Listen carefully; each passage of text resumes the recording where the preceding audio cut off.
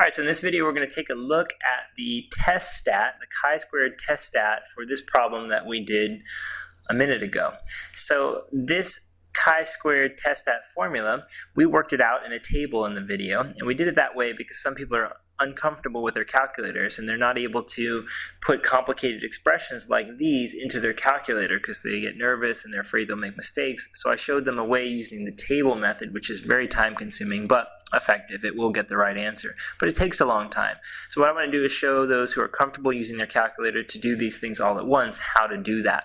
I'll be using a graphing calculator in the video, but you don't need a graphing calculator. You just need any calculator that allows you to type in expressions that have parentheses and exponents and so on and so forth.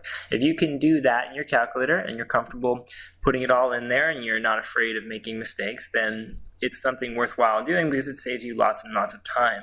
So let's go ahead and type this set of expressions, which is just the chi-squared test stat written out. And what I did here is I just took the observed values. You see those observed values here that were provided in the problem, and we calculated the expected values in the problem. So I'm looking at those expected values that we came up with according to the values stated here in the problem. And then we're going to put them in the fractions according to this formula. So the observed value minus the expected value, right, squared divided by the expected value. The observed value minus the expected value squared divided by the expected value, and repeat on and on and on until you get to the last fraction. Since there are 6 rows here, we'll have 6 fractions that correspond to that. All right, so let's go ahead and plug those in now into the calculator and see how they can all be done at once. So I'm going to open a parenthesis and I'm going to type 481 minus 628.8, close up my parenthesis, then I'm going to square that and divide by 628.8. Okay, then plus, next fraction, right? Open parenthesis, 371 minus 366.8, close the parenthesis, square it, divide by 366.8, plus, next fraction.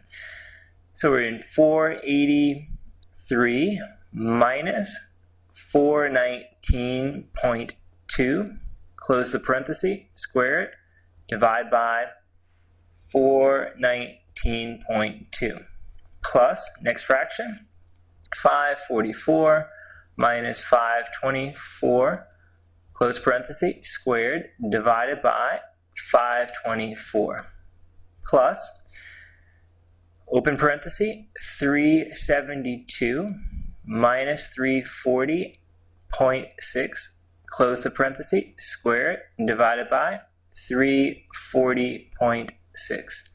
Lastly, plus, open parenthesis, 369 minus 366.8, close parenthesis, square it, and divide by 366.8.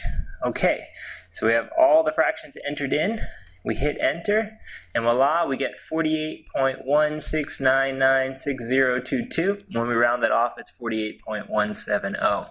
So we do eventually get the right answer with the calculator, but it's just, time consuming, and you have to be very careful. One missed parenthesis, one accidental, moment where we forget to square or something, and we ruin the calculation. So if you want to do it still faster, but not as fast as we just did it, you can work out one fraction at a time, write those answers down, and then add those 6 answers together to get this solution as well.